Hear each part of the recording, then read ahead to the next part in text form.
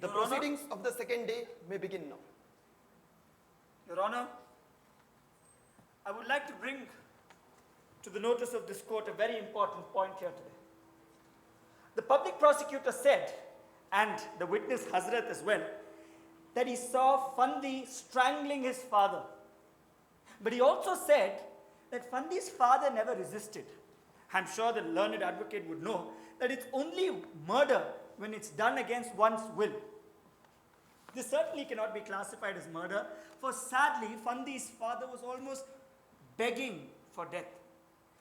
Your Honor, I want to bring one more important point to your notice. This morning, something very significant happened, and it's very important for this case. A very famous actor in Bombay put his dog to sleep. And what do I mean by that? He willfully killed his dog. I understand that this is legal, but when an animal, which can't even speak, has the sympathy of another human being, why can't a human being think for another human? My lord, Fandi's father was in an unbearable state.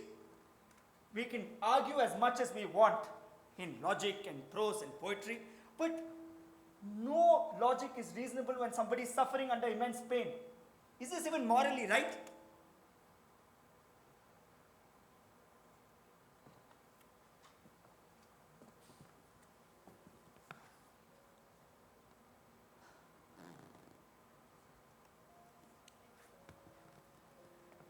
Cancer. Cancer is a downward spiral. It's like a time bomb. Tick, tick, tick. Whatever one does, some medicines, some chemotherapy, some operations, all of it only reduces the pain and only slightly. But the pain of falling in front of your family, the pain of decaying, the pain of knowing that the only reality in your life is death. There's no cure for that pain. I lost my grandmother. She was my role model. I lost her to cancer. She brought me up. Why did she get such a dreadful disease? All she did were her prayers every morning. I couldn't see her like that. She used to come wandering to me. And as the cancer advanced, she started shouting, "Enakku saavu kududa, ennala mudiyala, enakku saavu kudu, give me death."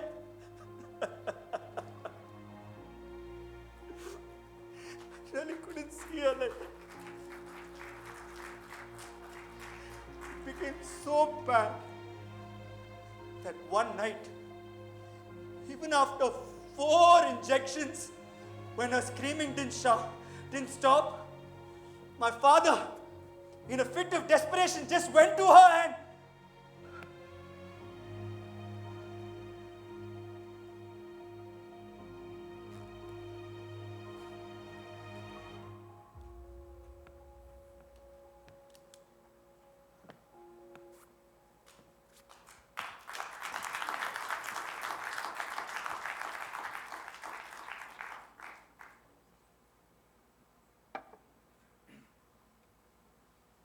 my lord,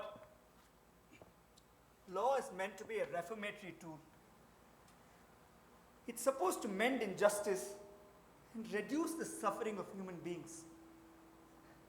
This is a new challenge, and I request the court to take a newer and a more holistic interpretation of this case. That's all, Your Honor. I rest my case here. What an acting, I must say. I should thank my respected colleague to give us a glimpse of a drama room in this honorable courtroom. But since I don't have such magnanimous acting skills, I won't take much of your time either. I've already proved my points with the evidences as obtained from the post-mortem report as well as the witnesses.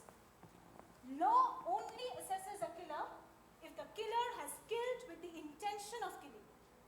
And as far as that goes, Fundy is surely to be labeled as a murderer. Now coming to the core argument of the defense, that Fundy's father was welcoming death. That he did not resist when he was being strangled. That when he was being killed, he did not defend himself even for once. This is not relevant and not a unique case at all. A lot of people yearn for death when they are in a state of uncontrollable sadness and desperation.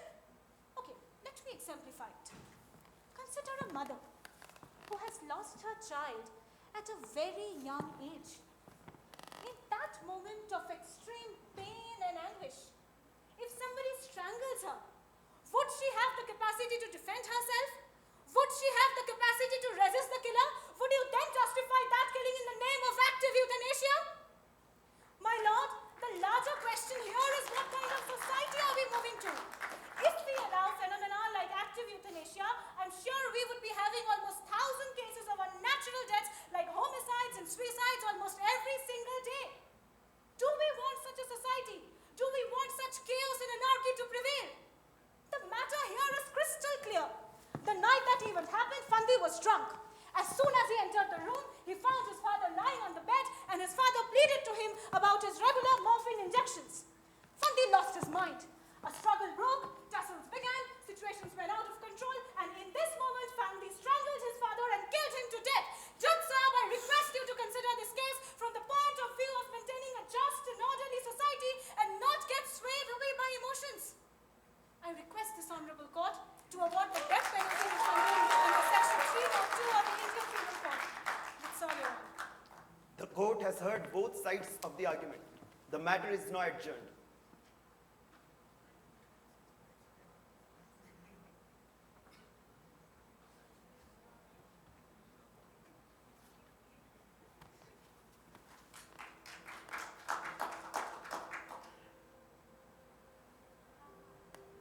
आज हम चाहे बचें या ना बचें, हमें इस बात की खुशी है कि कम से कम इच्छा मृत्यु को लेकर किसी ने सवाल तो उठाया। एक कैंसर की बीमारी में हजारों लोग मेरे बाप की तरह तड़प तड़प कर मौत की भीख मांगते हैं, पर इस कानून के डर से लोग चाहकर भी उन्हें मौत दे नहीं पाते। कैंसर की बीमारी में मेरे बाप की हालत उस कैदी की तरह हो गई थी जिसे ये तो बता दिया हो कि तुझे फांसी होगी, पर होगी कब इसका कुछ नहीं पता। अरे मैं पूछता हूं, फांसी आज हो चाहे 10 दिन बाद, क्या फर्क पड़ता है? क्या फर्क पड़ता है? हमें आज भी वो दिन अच्छे से याद है। हाँ, हम घर गए थे, पर मां कसम शराब की एक बूंद नहीं पिए थे साहब। अरे शराब तो दूर, हमारे पास 2 वक्त की रोटी का साधन नहीं था। इस बीमारी में हमारे घर के बर्तन बिक गए, हमारी बीवी के गहने बिक गए, मेरी नौकरी चली गई, और तो और हमारे सर पर 1 लाख का कर्ज चढ़ गया। पर ये बाप का दर्द था कि साला चाहता ही नहीं है।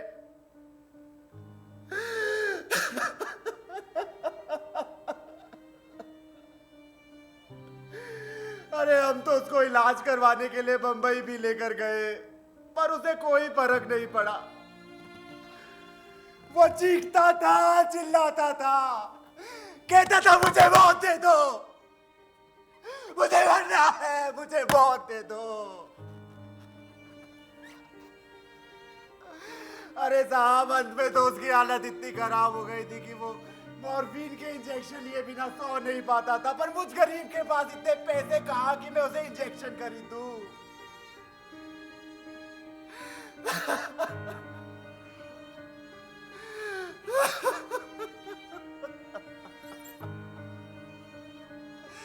साहब, जिंदगी बेरहम हो तो